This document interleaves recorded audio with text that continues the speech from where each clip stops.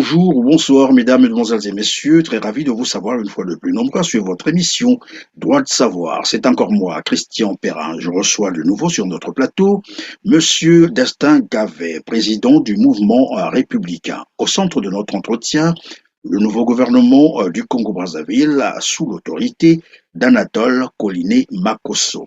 Eh bien, comme vous le savez, le Congo-Brazzaville a un nouveau gouvernement. Mais seulement, voilà, l'entrée dans l'équipe gouvernementale de Denis Christel Sassou Nguesso, le fils de Denis Sassou Nguesso, qui est au pouvoir au Congo-Brazzaville depuis pratiquement 38 ans sans relâche, suscite plusieurs interprétations.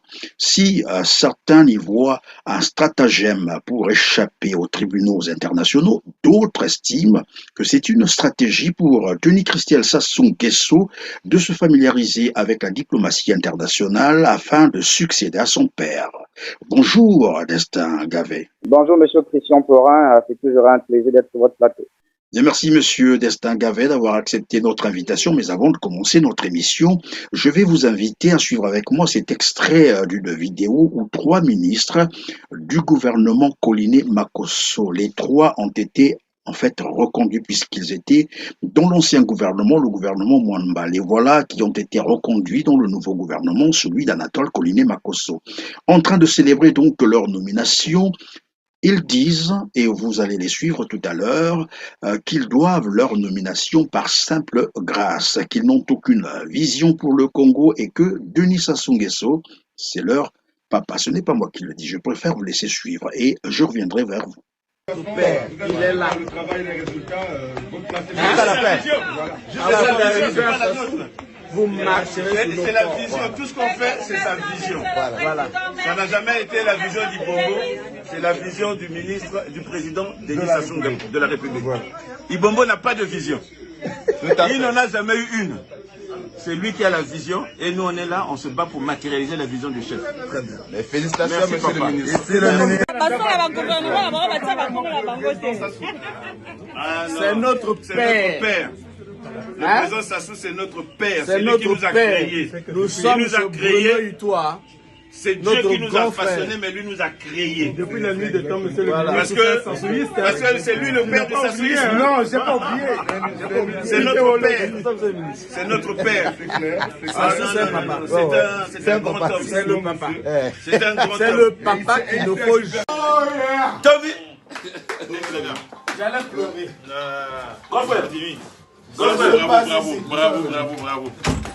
Le maire de tel où? Bien voilà, merci. J'espère que vous avez bien suivi avec moi cette vidéo. Alors dites-moi, que vous inspire de tels propos des membres d'un gouvernement de la République? Mais, monsieur Christian Perrin, sans vous le cacher, je suis assez sidéré de voir que les membres de l'exécutif, à l'heure du numérique, et surtout, nous avons remarqué le patron de Poste et Télécommunications, j'ai cité le ministre Ibombo, faire partie de cette vidéo à l'heure du numérique où ils savent très bien qu'ils se sont fait filmer et que ça devait se relayer sur les réseaux sociaux. C'est assez triste de voir que les membres du gouvernement, comme je l'ai dit, se comportaient en irresponsables. Parce que là, c'est de l'irresponsabilité tout simplement. Parce que nous ne pouvons pas concevoir que dans un pays où la quasi-totalité de la population vit sous le seuil de pauvreté, dans un pays où la misère a atteint un niveau inégalable, voir des membres du gouvernement à l'image des élèves qui venaient d'obtenir un baccalauréat, et surtout le contenu du message, c'est assez aberrant. D'abord, pour le ministre Ibombo qui est chrétien, qui prêche même la parole de Dieu lorsqu'il dit monsieur Denis Sassou Nguesso l'a créé. Vous voyez le niveau du scandale de ses propos. Et en plus, ils doivent donc leur reconduction au gouvernement par le simple fait qu'ils sont fils de Sassou. Et vous entendez le ministre de la Justice, Abdesso, qui dit que pour atteindre M. Denis Sassou Nguesso, il faut passer sur leur cadavre, il faut les écraser avant de l'atteindre. Est-ce que vous voyez un peu ce niveau du clientélisme et du culte de la personnalité? Je pense que dans un pays sérieux, ces ministres devaient tout simplement être limogés du gouvernement parce que là, ils témoignent non seulement les responsabilités vis-à-vis de cette fonction, mais surtout un manque de respect criard vis-à-vis du peuple congolais. Et donc, vis-à-vis même de celui-là qui les nomme. parce qu'en disant que Denis Sassou Nguesso est leur papa, donc ils sont nommés par des liens de paternité. Vous voyez par là que c'est le népotisme au sommet de l'État. Donc je pense qu'aujourd'hui, nous devons tirer les leçons de cela et que nous devons comprendre une seule chose, que ceux-là même qui sont censés montrer l'éthique et la déontologie professionnelle, malheureusement, ils brillent par l'irresponsabilité et surtout de la bêtise, parce que pour moi, ça c'est de la bêtise, hein, parler de cette façon. Parlons donc d'Anatole Koliné-Makosso, le patron de ce nouveau gouvernement. Probablement que tu en sais quelque chose, c'est pas quelqu'un qui tombe comme un cheveu dans la soupe. Qu'est-ce qu'on peut retenir de lui? Bon, mais il faut d'abord savoir que les Congolais espéraient, à l'image de la RDC, que M. Denis Sassou Nguesso devait sortir quelqu'un d'autre qu'un cadre maison, sinon un membre qui était déjà dans l'ancienne équipe. Et on nous a sorti quelqu'un qui est dans le gouvernement depuis 2011, août 2011, qui a occupé 2 portefeuilles ministériels avant d'atterrir à la primature. Et nous connaissons le bilan de ce monsieur dans ces départements ministériels. Au niveau de la jeunesse, je pense que le bilan de M. Koliné-Makosso est un bilan négatif au niveau de la jeunesse et de l'éducation civile. Parce que nous avons vu le comportement des élèves, des étudiants et autres dans notre pays. Et au niveau de l'enseignement également, nous ne dirons pas que le tableau laissé par M. Anatole Koliné-Makosso est un tableau positif. Moi, je me rappelle à l'époque, lorsque Mme Rosalie Kama, que je salue toujours le travail jusqu'à aujourd'hui, dirigeait ce département, il y avait de la rigueur. Et aujourd'hui, nous avons de la grogne un peu partout. Il a laissé la situation des enseignants vacataires qui n'a jamais été résolue. Aujourd'hui, ces pères de famille sont en train de manifester, de gréver nuit et jour parce qu'ils veulent qu'on les intègre. Donc nous voyons que aussi, nous avons suivi avec beaucoup d'attention récemment les rapports dans le domaine de l'enseignement au niveau du Congo. Ben, c'est des rapports qui sont assez accablants. Donc je ne pense pas que M. Anatole Koliné-Makosso a laissé un goût sucré là où il était, mais c'est plutôt un goût amer parce que lorsqu'on a demandé à un certain nombre d'élèves, un certain nombre d'étudiants sur le bilan de M. Koliné-Makosso à la tête de ce département ministériel, je pense que le bilan n'est pas positif. Donc, le voir aujourd'hui propulsé au poste de Premier ministre, mais bon, vous savez, il faut comprendre un certain nombre de choses, il faut voir les signaux. Déjà, avant même que M. Denis Sassou Nguesso mette en place son gouvernement, nous avons vu que les sages du Pilou ont écrit une lettre à ce dernier pour lui rappeler ce qu'ils avaient fait pendant la campagne présidentielle. C'est-à-dire qu'ils avaient joué leur part du travail, sinon leur part du marché. Donc, il était donc à M. Denis Sassou Nguesso de faire sa part du travail. Nous avons vu cette lettre. Et avant également la nomination de M. Anatole Koliné-Makosso à la primature, nous avons vu la première dame, l'épouse du chef de l'État, venir ici à Pointe-Noire, où je suis résident. Il a entretenu un certain nombre de cadres, il a entretenu des partis politiques et autres. Je ne sais pas sous quel label la femme d'un président doit entretenir les partis politiques. Je vous assure que c'est assez bizarre ce qui se passe au Congo-Brazzaville. L'épouse du chef d'État va entretenir les présidents des partis politiques. Sur quel texte constitutionnel c'est écrit que l'épouse du chef de l'État doit tenir des rencontres avec les forces vives de la nation? Bon, bref, donc c'est pour dire qu'il était déjà venu peindre le tableau, il était déjà venu recueillir, sinon donner l'information aux siens parce qu'elle est originaire de Pointe-Noire pour dire que voilà, nous allons prendre la primature, donc calmez-vous. Et nous avons vu quelques jours plus tard, M. Denis Sassou Nguesso a nommé Anatole Koliné-Makosso. Donc c'est pour dire, pour nous, ce n'est pas une surprise. Mais cette façon de faire, vous voyez que le Congo compte 12 départements. Et lorsque on doit privilégier un département au détriment des autres, vous voyez que ça crée des frustrations. Par exemple, un département comme la Sangha n'a eu qu'un membre du gouvernement. Donc vous voyez par là que c'est une répartition qui se fait sur calcul ethno-régionaliste et surtout par affinité parentale, comme vous l'avez vu dans la vidéo, où beaucoup se retrouvent dans ce gouvernement parce qu'ils sont affiliés soit à madame, soit à monsieur, soit à l'oncle. Et vous voyez ce que ça donne depuis plus de 23 ans que le professeur Pascal a été chassé par les armes. Oui, donc je veux parler un peu de copinage dans cette affaire-là. Alors, dis-moi un peu, le gouvernement, de toute façon, la composition, tu as dû prendre connaissance de la composition de ce gouvernement. 11 entrants, 7 sorties, près de 70% des ministres, reconduit donc les anciens ministres qui étaient dans le gouvernement Mwamba, qui ont été reconduits. Donc, le tout nouveau. Est-ce qu'on peut réellement parler d'un nouveau gouvernement? Et ça, c'est des mots qu'il ne faut pas utiliser. On doit parler d'un remaniement ministériel. Parce qu'aujourd'hui, comme vous l'avez dit, avec les chiffres à la pousse, 70% des membres de ce même gouvernement ont été reconduits. Et lorsque nous savons quel était le bilan de ces ministres jusqu'aujourd'hui, les revoir dans ce gouvernement, c'est la continuité tout simplement. Mais comme ils ont dit continuons la marche, on ne peut pas continuer la marche avec ceux qui n'ont jamais débuté la marche. Donc M. Sassou est fidèle à ses idéaux, il est fidèle à ses idées, il continue à travailler avec ceux-là même qui continue à appauvrir ce pays, ceux-là même qui contribuent à enfoncer le pays vers le bas, et donc c'est la triste réalité. Maintenant, qu'est-ce que vous voulez qu'on puisse dire? C'est au peuple congolais de tirer les leçons. Parce qu'aujourd'hui, ce gouvernement-là ne reflète en rien les attentes des populations. Parce que, comme je l'ai dit, vous prenez un militaire, M. Mokoki, vous l'envoyez à la santé. Alors ce pays compte des éminents professeurs en santé.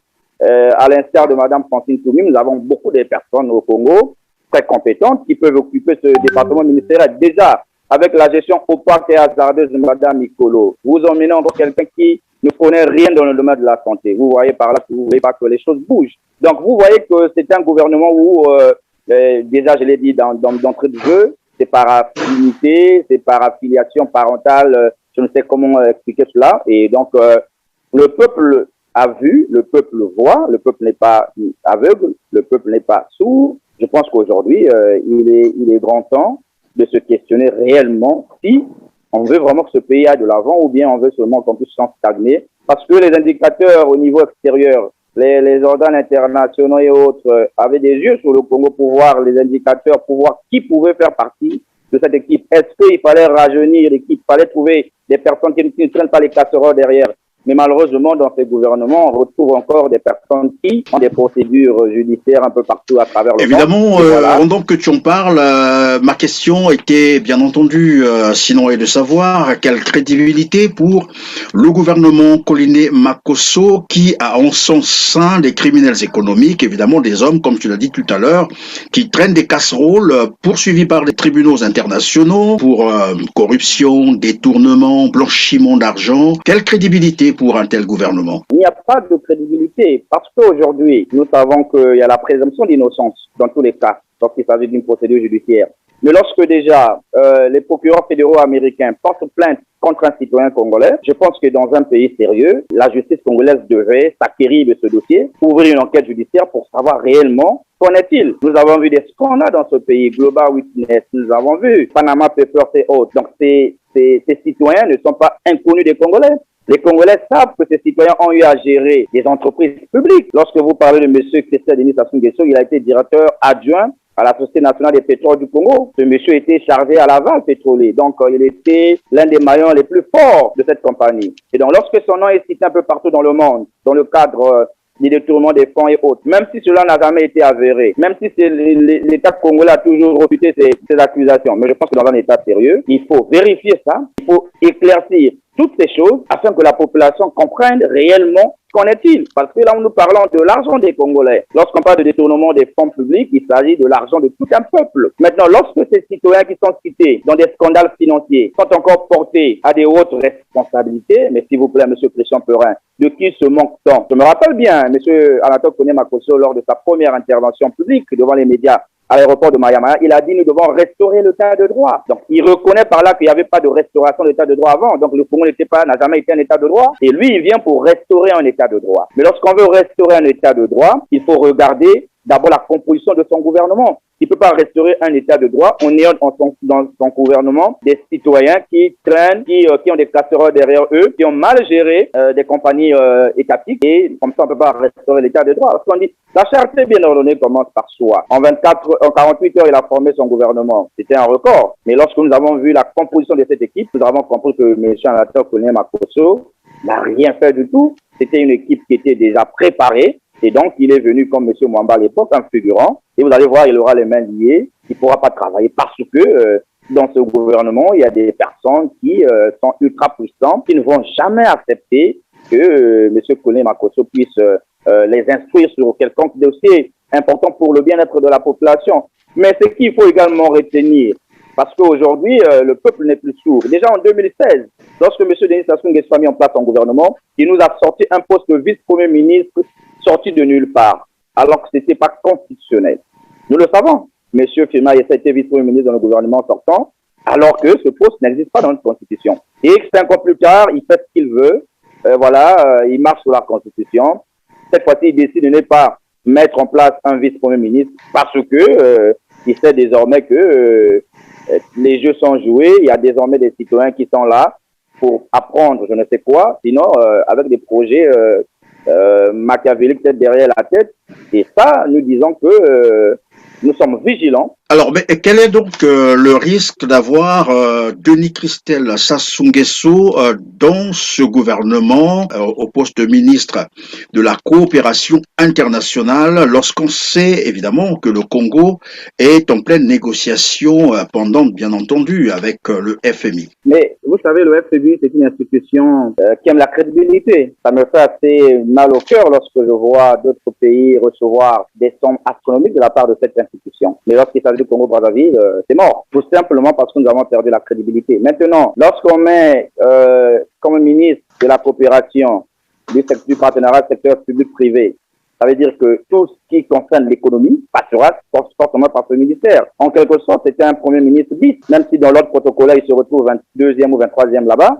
Mais je vous assure que dans l'autre protocole, j'ai fait des recherches sur cette fonction. Ce n'est pas une fonction à prendre à la légère. La preuve en est, en 2009, le président Abdoulaye Wade avait nommé son fils Karim Wade aux mêmes responsabilités, c'est-à-dire ministre de la coopération internationale. Maintenant, lorsque nous avons à la tête de ce département ministériel un citoyen qui fait déjà l'objet des enquêtes judiciaires au niveau international, ça remet en cause, ça remet en question la crédibilité même de notre gouvernement. Et donc, les négociations ne peuvent plus être considérées comme si on était en face de quelqu'un qui était clean, qui n'avait pas de casier, qui n'avait jamais des problèmes avec la justice sur les détournements des deniers publics et autres. Donc je pense que déjà dès le départ nous avons raté parce que ce gouvernement n'est pas crédible, ne sera jamais crédible aux yeux de l'opinion internationale, tout simplement parce que au sein de ce gouvernement, il y a des citoyens qui, jusqu'à preuve du contraire, ont des procédures judiciaires aux États-Unis d'Amérique, en France et autres. Et donc il était important pour nous, si on voulait vraiment que les choses bougent, de trouver des personnes qui n'ont pas un passif avec les tribunaux pour que nous puissions retrouver donc la crédibilité que nous avions à l'époque, qui nous avons perdu aujourd'hui parce que le pays est mal géré, il y a la gabégie, il y a la corruption, il y a tout ce que vous connaissez, tous les mots qui minent notre pays, qui fassent que le Congo aujourd'hui est la risée du monde. Notre constitution est claire. Lorsque quelqu'un est nommé ou élu à une autre fonction, il doit déclarer son patrimoine devant le peuple. Et aujourd'hui, on a mis en place son gouvernement. Nous voulons que lui, en premier, on dit la charte nationale commence par soi, et les citoyens qui sont dans ce gouvernement. Et ici, il y a une mention spéciale à Denis Christel Sassou Nguesso, qui a eu à diriger ce pays. C'est-à-dire, il a dirigé une compagnie pétrolière étatique où nous savons tous quel est l'impact de la SNPC sur l'économie congolaise. Nous voulons connaître le patrimoine de ces citoyens. Il est temps que la loi, il est temps que la constitution de la République soit respectée. Monsieur Makosso a dit qu'il va restaurer l'état de droit. Il est temps que l'état de droit soit restauré. Donc, avant même qu'il ne présente sa politique gouvernementale devant le Parlement, nous voulons d'abord que ces citoyens puissent montrer leur patrimoine aux Congolais. La loi est claire. On dit qu'on doit respecter la Constitution. L'article 50 dit que tout citoyen doit se conformer à la Constitution. Et l'article 55 dit que si une personne est nommée, il doit montrer son patrimoine. Nous voulons voir le patrimoine de ces ministres qui sont rentrés. Et c'est ce qui va faire à ce que nous puissions prendre le Premier ministre au mot.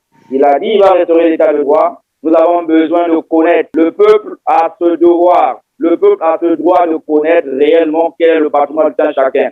Et aussi, à la fin de leur responsabilité, ils doivent aussi déclarer leur patrimoine à la fin. Pour éviter, nous devons savoir aussi quelle est l'origine de ces fonds. Ils ont travaillé où pour gagner autant d'argent? Nous sommes tous Congolais. Ils ne sont pas issus des familles des milliardaires. Ils ne sont pas issus des familles des hommes d'affaires.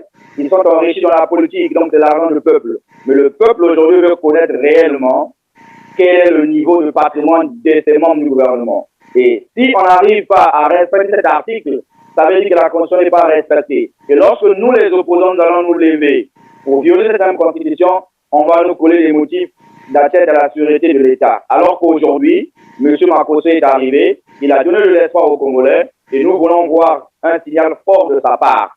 Qu'il commence d'abord lui-même à déclarer son patrimoine et ensuite il instruit par rapport à la loi, bien évidemment, à tous les membres de son gouvernement de présenter leur patrimoine au peuple congolais. Oui, mais Monsieur Gavet, quelles sont les attentes de l'opposition congolaise dont vous faites partie d'ailleurs? Non, mais vous savez que nous avons accompagné un candidat aujourd'hui qui nous a quittés, un candidat qui prônait le changement. Maintenant, aujourd'hui, l'opposition a un problème, un réel problème, parce que hier, ceux qui n'ont pas voulu aller à l'élection parce que les dés étaient pipés se retrouvent aujourd'hui à la mangeoire, se retrouvent aujourd'hui au gouvernement de M. Sassou. C'est pour dire que la vraie opposition aujourd'hui, les vrais opposants, on les connaît désormais. Les vrais partis qui incarnent l'opposition congolaise, on les connaît. Maintenant, nos attentes, c'est de continuer à travailler pour le changement. Nous avons reçu un testament de la part de Divis Parfait pour là qui a demandé à ce qu'on se batte pour le changement. Et nous devons nous battre pour le changement. Et ce n'est pas parce que M. Denis Sassou Nguesso a gagné selon les résultats de la Cour constitutionnelle et de sa commission électorale nationale indépendante et autres que nous devons arrêter notre combat. Le combat continue et je pense que l'alternance dans ce pays est impérative parce que seul un changement de régime pourrait régler réellement les problèmes des Congolais parce que ceux qui sont aux affaires, ils sont là, ça fait 37 ans déjà, ils n'ont pas apporté les solutions aux problèmes des Congolais. Donc, ce n'est pas en 5 ans qu'ils vont le faire. Donc, nous continuons notre combat et nous n'avons pas des attentes. Les attentes, c'est peut-être aller à un dialogue national inclusif, comme nous l'avons toujours dit. Les attentes, c'est la libération des prisonniers politiques aujourd'hui. Puisque hier, M. Koïne Makosso a dit devant les médias qu'il va restaurer l'état de droit. Ça veut dire qu'hier, il n'y avait pas un état de droit. Ça veut dire que tous ceux qui ont été condamnés hier ont été condamnés donc arbitrairement. Et donc, pour restaurer cet état de droit, il faut les gracier, il faut les faire sortir, il faut retrouver, il faut une réconciliation nationale en tant que telle. Et voilà, un dialogue national inclusif où toutes les filles et fils du Congo seront autour d'une table pour discuter, pour parler du Congo, parce qu'aujourd'hui le Congo est déchiré, il y a une crise multidimensionnelle, une crise sécuritaire, une crise économique, une crise sanitaire, une crise sociale, une crise politique. Ça doit se mettre à l'évidence que son régime a failli parce que les Congolais souffrent aujourd'hui et donc ils doivent se rassembler avec les autres, avec les forces de la nation autour d'un dialogue national inclusif pour que nous trouvions des solutions idoines pour le relancement et pour la relance économique de notre pays. C'est pas en nommant un gouvernement qui déjà en son sein se trouve des compatriotes qui aujourd'hui ont des problèmes au niveau judiciaire. Je ne pense pas que à travers ce gouvernement, les solutions seront trouvées. Oui, mais si jamais on vous proposait donc l'entrée dans l'équipe gouvernementale, sinon un gouvernement d'union nationale, vous prendrez part ou non? Monsieur Christian, le problème ici, c'est de discuter, d'être autour d'une table. C'est pas on ne va pas à un gouvernement d'union nationale sans pourtant qu'il y ait au préalable un dialogue. Ça se passe nulle part. Et M. Sassou le sait très bien. C'est un gourou de la politique congolaise. Donc, je pense qu'aujourd'hui, c'est à l'issue du dialogue national inclusif qu'on peut regarder qu'est-ce qu'il faut faire. Est-ce qu'il faut aller à une transition?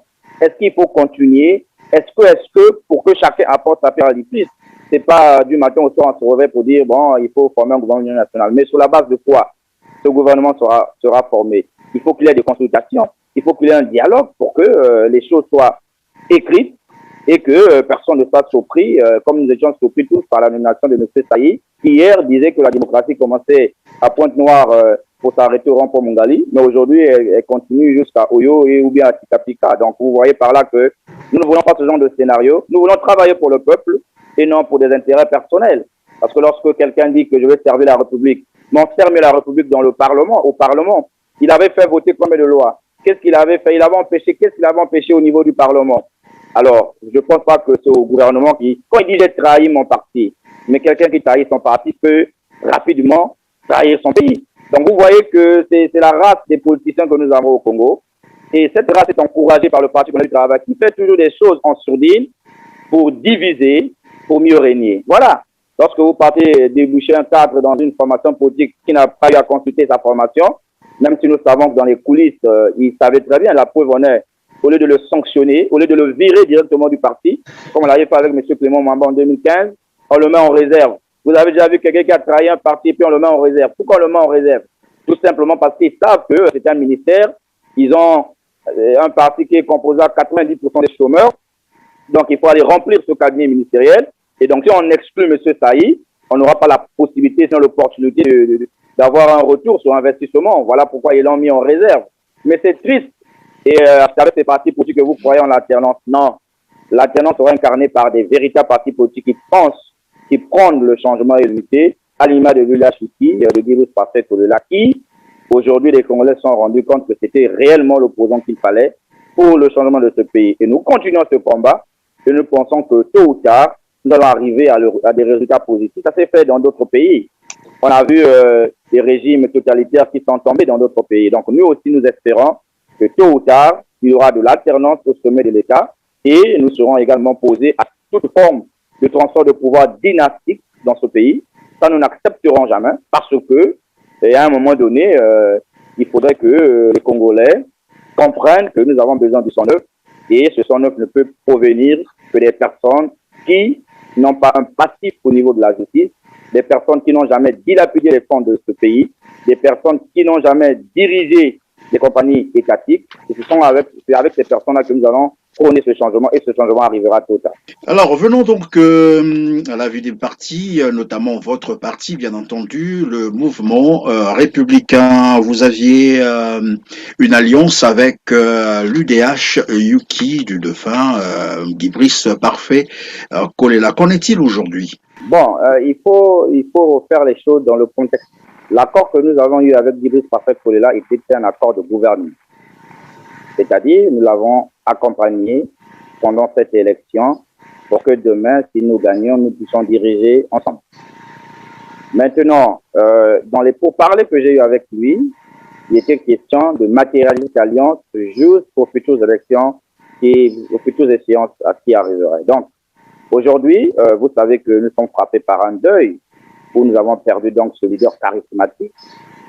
Aujourd'hui, nous avons un contact permanent avec la direction de Yuki actuellement, avec le président du RDD, Jean-Jacques Sergio Biopango. Nous discutons régulièrement.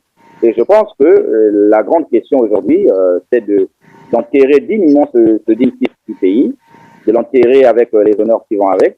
Et lorsque cette opération sera terminée, je pense qu'à ce niveau-là, nous allons discuter, nous allons nous asseoir pour continuer le combat, parce qu'il a dit qu'il faut continuer le combat. Venons à la vie de votre parti, le mouvement républicain. Vous aviez des accords avec l'UDH Yuki du feu Guy Brice Parfait Kolela. Qu'en est-il aujourd'hui? Aujourd'hui, cette alliance, elle est là parce que nous sommes en contact permanent avec la direction politique du parti.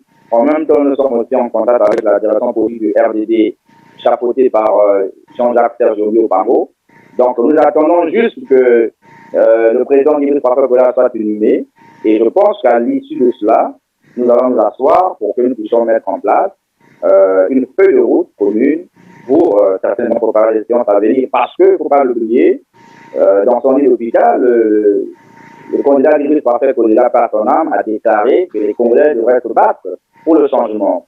Et donc, aujourd'hui, je pense que l'UDH, le RDD et le mouvement républicain sont aujourd'hui les partis qui sont battus pour ce changement et nous allons continuer dans ce combat pour le changement. C'est notre raison de vivre. Nous n'avons plus notre solution, nous n'avons plus notre issue. La seule option que nous avons, c'est le changement et nous allons continuer pour que ce changement arrive tôt ou tard. Vous dites bien le changement, le combat, etc. C'est des concepts qui prêtent souvent à confusion. Comment entendez-vous mettre en musique cette dernière volonté de Guy Brice Parfait Kolela qui, vous l'avez rappelé tout à l'heure, qui disait battez-vous pour le changement et battez-vous pour l'avenir de vos enfants? C'est de continuer à éduquer, à conscientiser cette population que la seule option que nous avons aujourd'hui, c'est de l'alternance et de créer les conditions qu'il faut pour que nous ayons une alternance au sommet de l'État. Et donc, nous sommes des démocrates, nous exprimons toujours dans les institutions, et je pense que c'est dans les institutions, c'est-à-dire en participant à des élections, que nous allons arriver à ce changement. Et tôt ou tard, comme je l'ai toujours dit, ce changement arrivera parce que le peuple le voit, le peuple sait ce qui se passe, et ce peuple, lorsqu'il prendra la décision de réellement faire bouger les choses vont bouger. Donc nous comptons sur le peuple, nous sommes avec le peuple, nous nous battons pour le peuple, et ensemble avec le peuple, nous allons arriver à ça. Quelles sont les perspectives dans les 5 années à venir pour le mouvement républicain? Nous sommes à une année d'une élection législative parce que c'est cela la continuité, sinon le combat politique. Donc nous nous préparons déjà pour ces échéances et puis regarder après ces échéances comment est-ce qu'il devra aborder la question de 2026. Donc c'est ça le calendrier d'un parti politique, viser comme la gestion de l'État pour améliorer les conditions des populations. Parce qu'aujourd'hui, ce qui sont aux affaires, s'en moque éperdument de la souffrance du peuple congolais. Et donc nous devons nous battre. D'ailleurs, c'est le but fondamental de la création d'un parti politique, conquérir le pouvoir. Nous la conquérirons toujours par les mêmes voies et nous savons compter sur la maturité désormais du peuple congolais que les choses vont bouger. Donc voilà, les perspectives, c'est continuer à se battre, continuer notre combat, mener des actions de terrain, mener des actions de conscientisation de la population, réagir sur l'actualité, préparer les échéances futures, ce qui va nous emmener au changement. Oui, vous parlez des échéances futures, j'imagine, vous faites allusion à 2022, donc les législatives. Vous ne craignez pas vivre les mêmes réalités, la fraude, la corruption, le non-respect, bien sûr, des conditions de transparence, d'équité, de justice? Bon, vous savez, j'ai toujours dit une élection législative diffère de l'élection présidentielle, parce qu'il s'agit ici d'une circonscription ou bien des circonscriptions avec des réalités différentes. Déjà, si vous avez vu l'IHUT, notre allié a pu arracher 7 sièges lors des législatives de 2017. Ça veut tout simplement dire qu'avec beaucoup d'efforts, on peut faire plus. Et donc, ce sont des élections de proximité où le contrôle est plus axé sur la vigilance et autres. Par contre, l'élection législative, c'est tout un appareil politique qui est mis en marche. Donc, nous pensons que le peuple peut veiller sur ces élections parce que nous avons de la jurisprudence là-dessus et nous allons capitaliser cela, nous allons nous battre, mettre en place des stratégies efficaces pour que notre alliance, sinon notre plateforme, puisse avoir un maximum d'élus pour réellement créer un rapport de force au niveau des institutions et apporter donc ce changement tant voulu par le peuple congolais. Oui, Monsieur Gavet, au-delà de la spécification dont vous faites état aux législatives, nous avons entendu dire les leaders politiques et parmi lesquels probablement vous aussi, puisque vous étiez en alliance avec l'UDH Yuki, Mathias Nzon, de son côté aussi, a haussé le ton, disant cette fois-ci, je ne laisserai pas voler ma victoire. C'était bien entendu lors de l'élection présidentielle la toute dernière. Mais aujourd'hui, c'est un silence curieux d'ailleurs, où plus personne ne parle. Denis Sassou Nguesso a forcé un passage, s'est autoproclamé à 88% des suffrages exprimés. On a fait semblant de faire des petits recours et après on s'est tu. Vous croyez aux élections sous une dictature? Bon, vous n'allez pas nous reprocher, vous venez de le dire, nous avons contesté ces résultats jusqu'à notre dernière énergie. D'une part. De l'autre, vous devez savoir que nous, le mouvement républicain n'a pas été candidat en tant que tel. Nous avons accompagné un candidat qui malheureusement est décédé. Donc aujourd'hui, vous ne pouvez pas aligner M. Guy-Brice Pape-Kola par son âme, sinon son parti politique, à M. Nzon Mathias qui est aujourd'hui au Congo, qui a cautionné donc, les résultats de cette élection. Donc vous voyez par là, il y a deux paramètres. Vous devez me poser cette question si M. Guy-Brice Pape-Kola était encore en vie et qu'à la suite, il n'y avait rien de fait de sa part. Et comme malheureusement, le candidat que nous avons soutenu n'est plus là, et donc il était c'était la personne légitime qui pouvait en quelque sorte revendiquer quelque chose parce qu'il a participé au scrutin. Nous n'avons pas participé, nous l'avons soutenu. Et comme même nous l'avons soutenu, M. Yobi, qui l'a soutenu également, avait déposé un recours de la Cour constitutionnelle. Moi, j'ai animé un point de presse à Brazzaville avec une déclaration à l'appui. Nous avons refusé les résultats de cette élection. Maintenant, comme cela a été validé par la Cour constitutionnelle, mais je ne veux pas dire ici que nous sommes heureux de cette décision de la Cour, mais nous sommes toujours sur notre fin parce que nous avons vu Moi, personnellement, j'ai vu la réalité de cette élection au niveau de Bolivie. Je l'ai décrit lors de mon intervention, lors de ma déclaration. Donc, je ne veux pas répéter ce que j'avais déjà dit. Et pour nous, le candidat qui avait la légitimité de défendre cette élection n'est plus là. Donc, nous, en tant qu'alliés, nous n'avons pas de pouvoir juridiquement de mener des actions, etc. Maintenant, quand vous parlez de M. Ndor, il est congolais, il sait pourquoi il est silencieux aujourd'hui. Et les autres candidats aussi savent pourquoi ils sont silencieux. Mais le peuple le retient. Nous l'attendons prochainement pour revoir les mêmes visages. Voilà, le peuple tirera les sons qu'il faut. Sinon, nous, comme je l'ai dit, nous continuons dans notre combat, qui est le changement. Guillaume Kola nous a donné cela comme slogan. Et ce changement sera rendu possible qu'avec le peuple. Et le peuple aujourd'hui qui est avec nous, le peuple aujourd'hui qui a compris lesquels qui sont véritablement les vrais opposants dans ce pays, accompagneront ces opposants pour que nous puissions nous battre pour l'alternance. Donc, lorsque vous dites une élection dans une dictature, bon, mais Monsieur Christian Perrin, vous savez qu'aujourd'hui, nous le savons tous, hein, déjà lorsque vous voyez le ministre de la Justice exhiber que le président de la République est son père et son papa, il faut l'écraser pour l'atteindre. Vous comprenez quel est le niveau de la justice congolaise aujourd'hui. Donc, ce que je peux vous dire, c'est que nous continuons, nous croyons à la démocratie. Le professeur Pascal Lissouba nous a inculqué cette notion de démocratie. Nous n'allons jamais abandonner. Guy Kola était un démocrate qui n'avait jamais abandonné. Et donc, nous également, nous n'allons jamais abandonner. Nous allons continuer le combat jusqu'à ce que nous puissions arriver à nos fins, c'est-à-dire diriger ce pays pour améliorer intégralement les conditions de vie de nos citoyens. Il faut, comme je l'ai dit, pour 70% de notre population vivre sous le seuil de pauvreté, c'est-à-dire avec moins $1. Bien voilà, c'est la fin de cette émission. Mesdames, Mesdemoiselles, Messieurs, merci de nous avoir suivis et merci à vous, Destin Gavet. Je rappelle que vous êtes président du mouvement républicain. Nous reviendrons constamment vers vous pour décrypter, bien entendu, l'actualité politique du Congo-Brazzaville. Quant à vous, chers internautes, je vous traduis mon admiration pour vous avoir compté une fois de plus parmi nous. Restez donc branchés sur votre canal Teler TV. Quant à moi, je vous retrouve très prochainement, comme d'habitude, mais d'ici là, portez-vous bien. Merci.